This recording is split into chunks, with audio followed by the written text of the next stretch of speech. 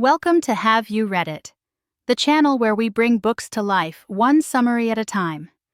Today we're diving into Rich AF, the winning money mindset that will change your life, by Vivian Tu, also known as Your Rich BFF. This book isn't just another set of financial tips. It's a guide to changing how you think about money, careers, and wealth. Tu kicks things off by shattering the myth of the American dream, arguing that the system is rigged, benefiting the rich while leaving others behind. She introduces herself as Your Rich BFF, an ex-Wall Street trader turned financial literacy creator, aiming to democratize financial knowledge.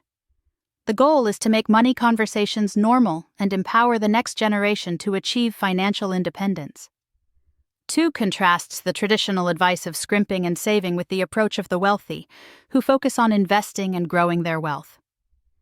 She shares her personal journey, from growing up in a frugal immigrant household to learning the secrets of the wealthy on Wall Street. Her mentor, an Asian woman in a male-dominated industry, played a pivotal role in shaping her understanding of money and finance. The book is structured to first address the mindset needed for wealth accumulation, then moves into practical advice on earning, budgeting, saving, and investing. Tu emphasizes that this isn't just about reading, but about taking action, with each chapter ending in a checklist to hold readers accountable. Tu starts by criticizing the traditional personal finance advice often dispensed, such as skipping the Starbucks latte or avocado toast. She argues that such advice is not only impractical, but also misses the bigger picture of wealth building. The book challenges the notion that a lack of financial literacy is a personal failing, but instead attributes it to systemic issues and a deliberate withholding of knowledge.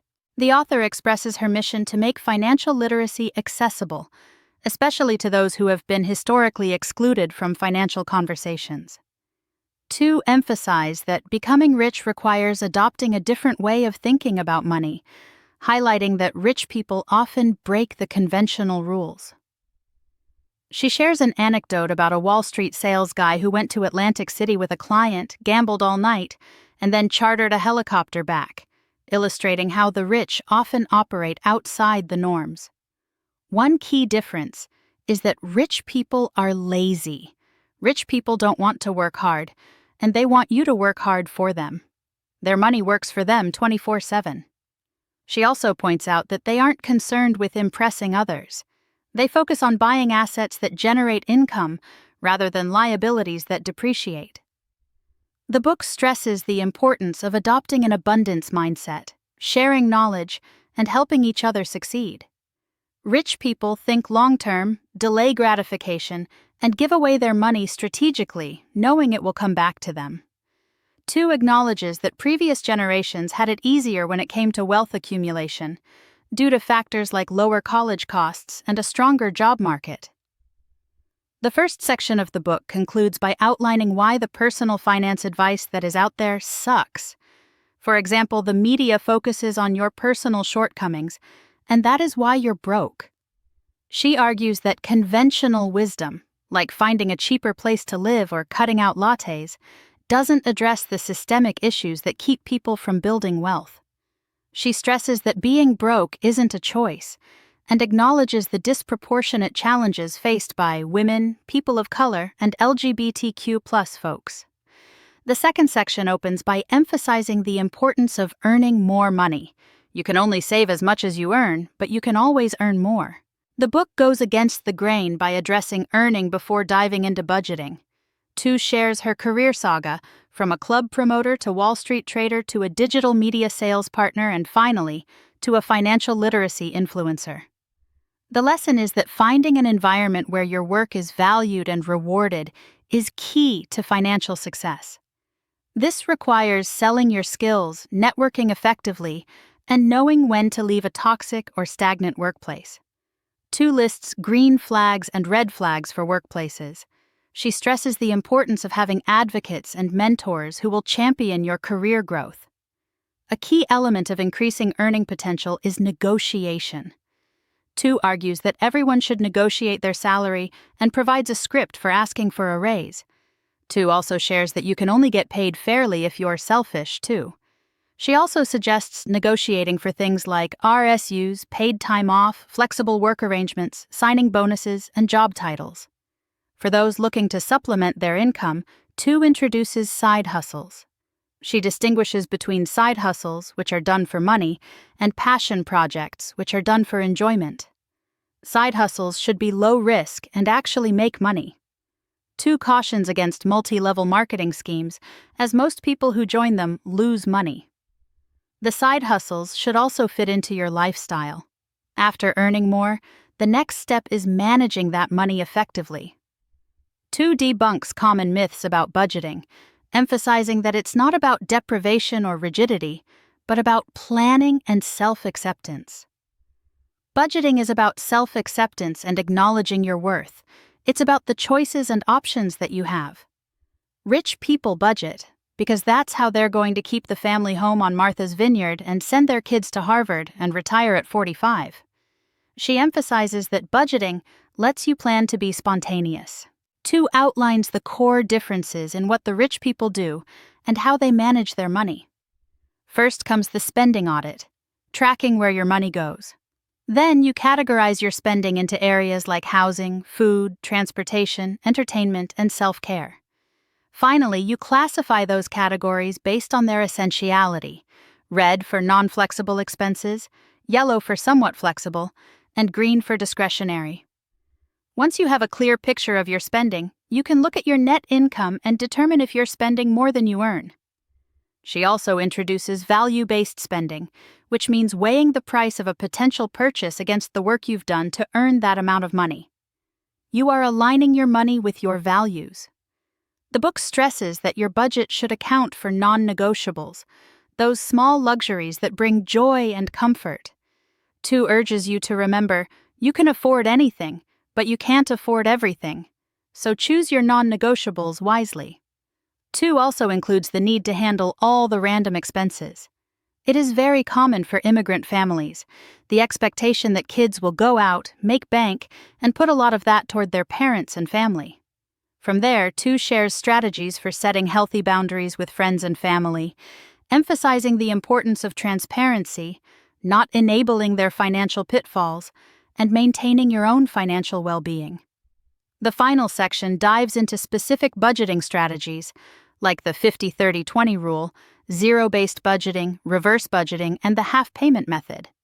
She explains that the only best method is the one that you can stick to and enforce without feeling super limited. Next up is savings. A good savings plan will save you when life happens, and it will make your dreams come true when the time is right. A good savings can give you that rich person mentality because of the security that comes with the safety net. Tu shares her story of cutting off her fingertip with a bread knife, which she paid for with her HSA account. Having an understanding of cash versus debit versus credit is also very important. She emphasizes that she is mostly anti-cash, and you want to use cash when you have to, but only withdraw it when you are going to use it. Your debit card should also only be used for the purposes of withdrawing cash. She stresses the use of credit cards to ensure fraud protection for your money.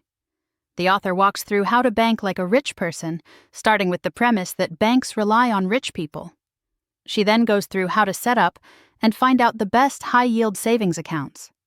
Finally, the author emphasizes the importance of setting up your checkings and savings account to maximize the amount of money you save.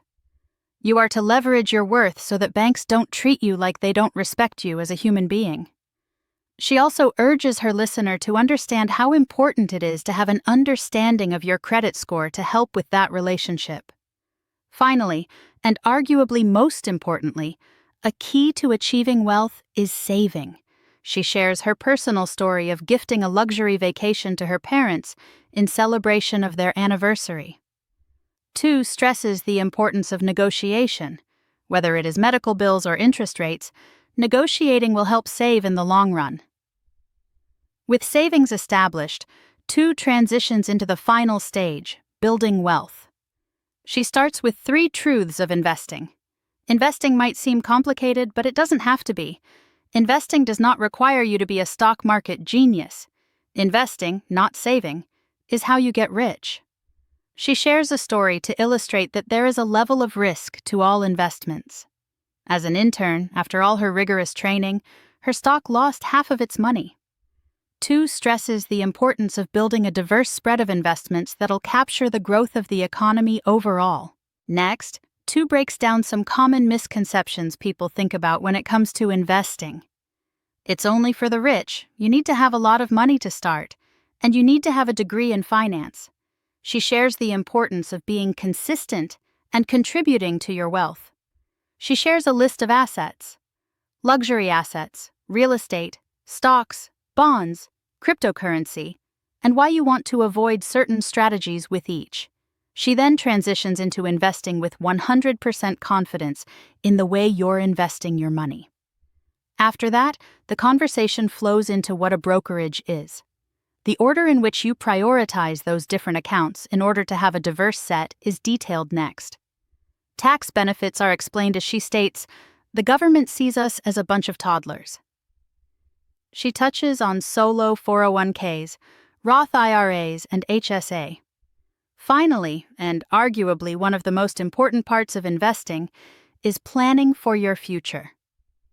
A good financial plan is to have a target goal, but it is even better to have two, a long-term goal and a short-term goal. This way, the investor doesn't become too heavily invested in the money and does not miss the day-to-day with a short-term goal.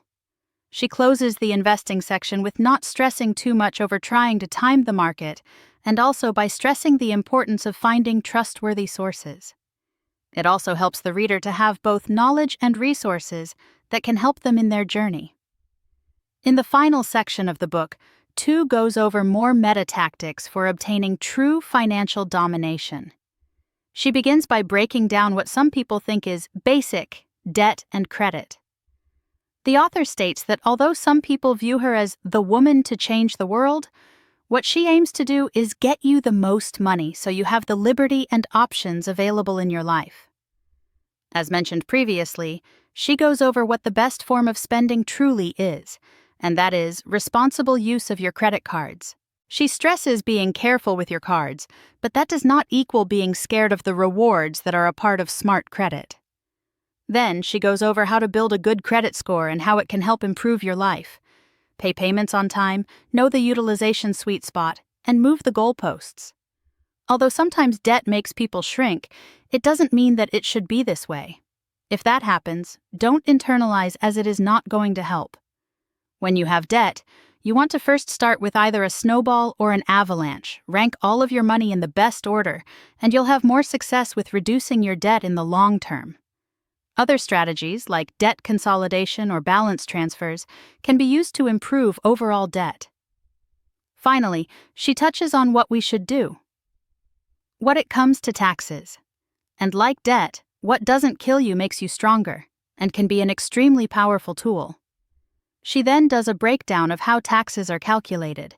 That helps the audience understand how tax returns and refunds affect you.